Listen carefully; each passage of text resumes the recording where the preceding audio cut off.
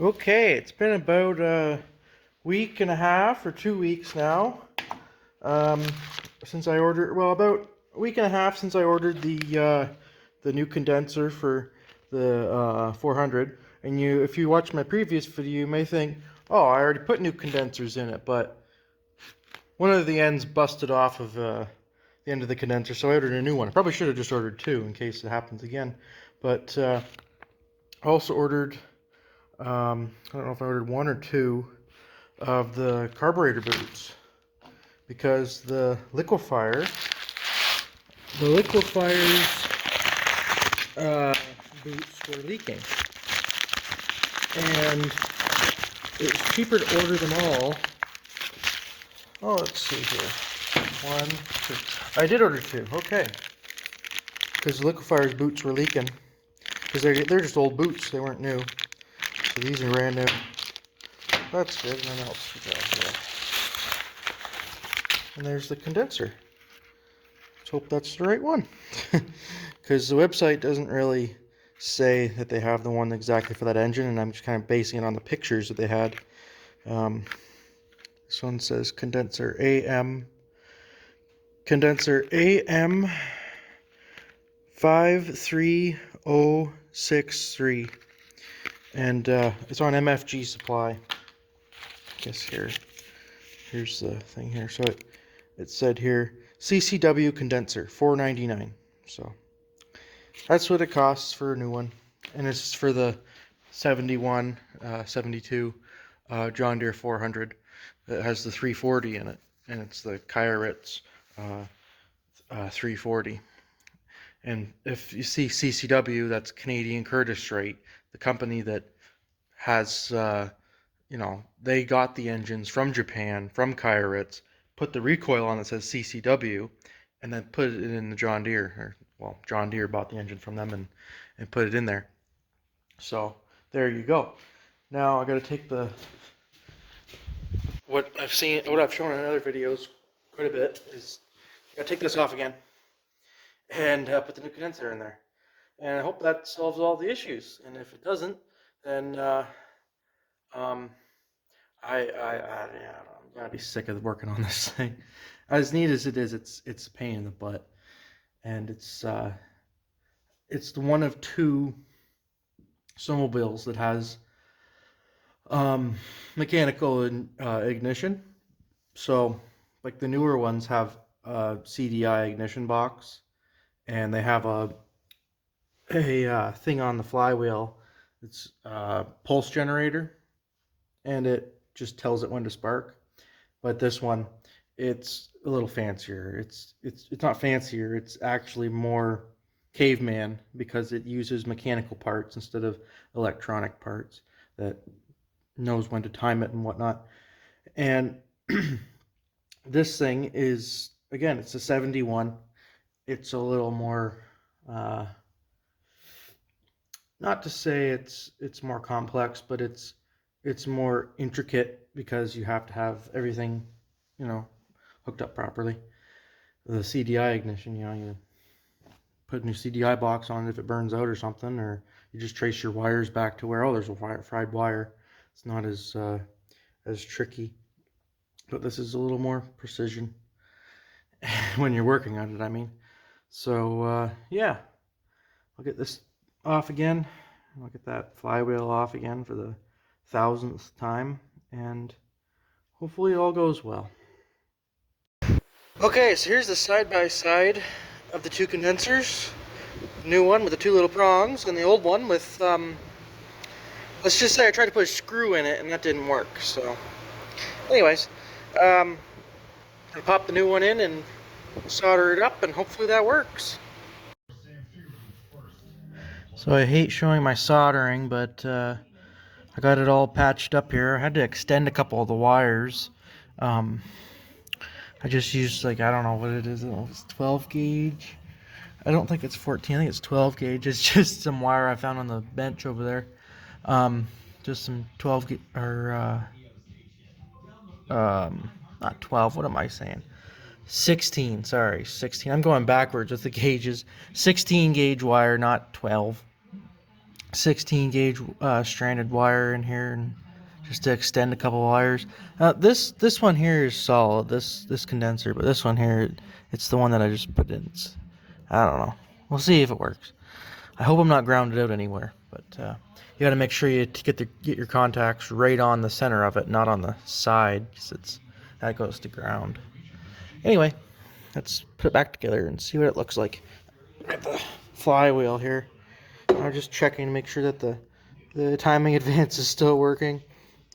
Just does that. So the points, they sit on here on the inside. So as this gets going faster and that spins, the points, they open and close a little sooner. So I don't know. Sorry about my camera work here, but when that opens and closes, that's every time it opens, it sparks.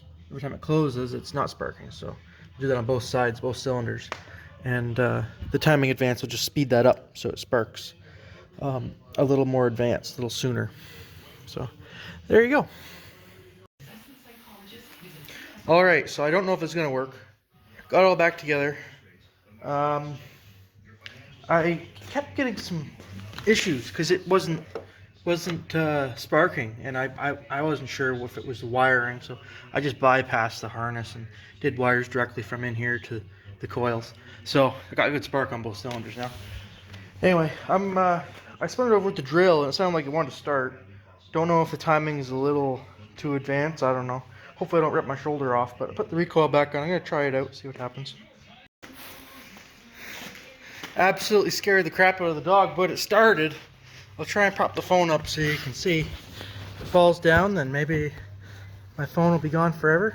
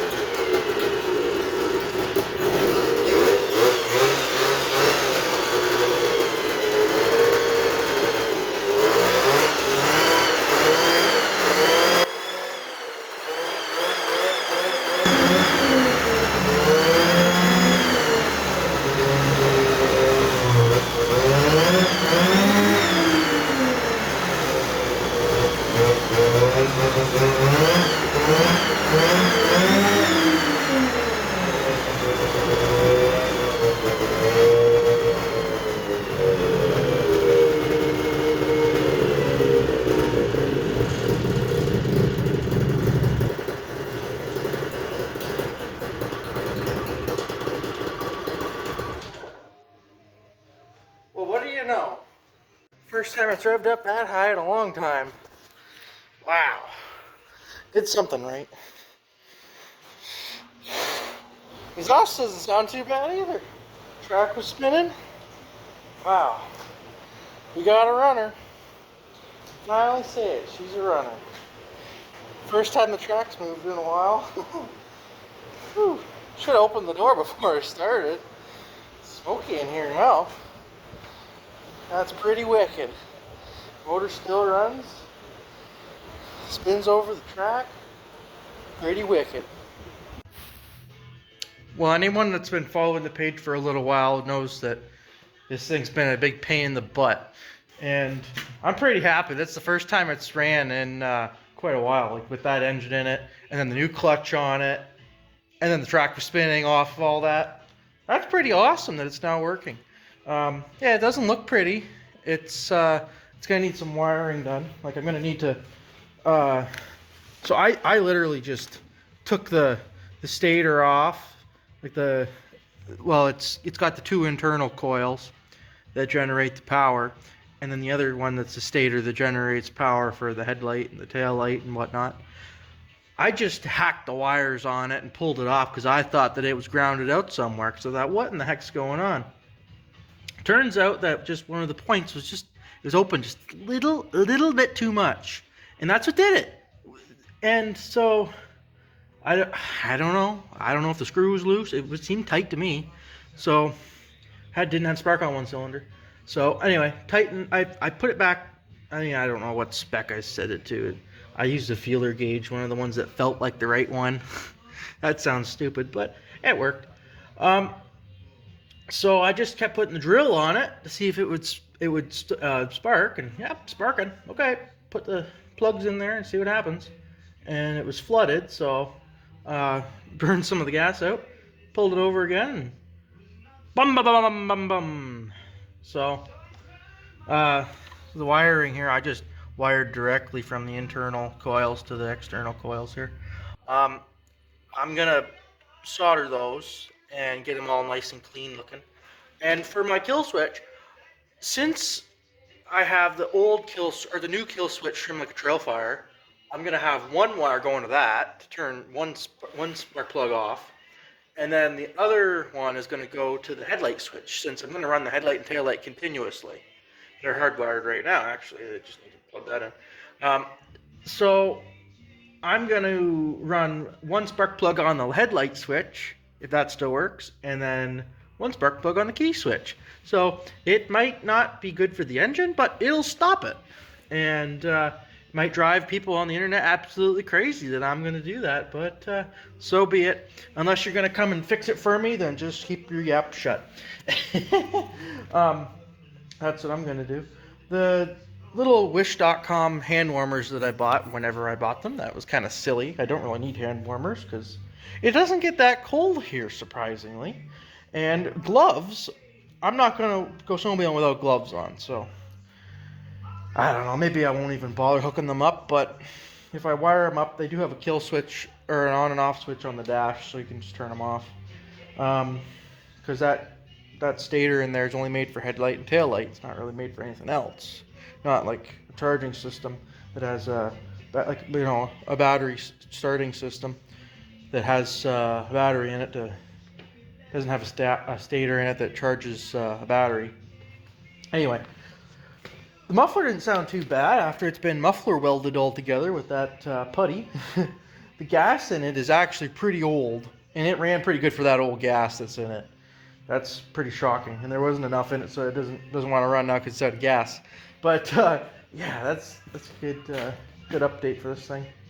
For now, I'm gonna go inside and get something to eat, but I'm gonna finish the wiring up on that, and then I think I'm just gonna put it in the barn because there's no snow, and hopefully next season I'll get this thing out on the snow for its first ride with the original engine back in what'll have been like 20 years. Because last time this thing had the original engine in it was driving was a long time ago. And now that it has the proper clutch on it, it should drive well. And the carb rebuilt. Hey, it was revving up, so that means the carb was rebuilt right. Thanks to me. Like people on the internet have said, oh, just put a Mikuni carburetor, slide carburetor on it with a Mikuni fuel pump. But hey, that thing worked, so can't be too upset at it. Anyway, that'll be the end of this video. Thanks for watching, and hopefully you enjoyed another video with the 1971 John Deere 400 340. Talk to you later. Bye for now.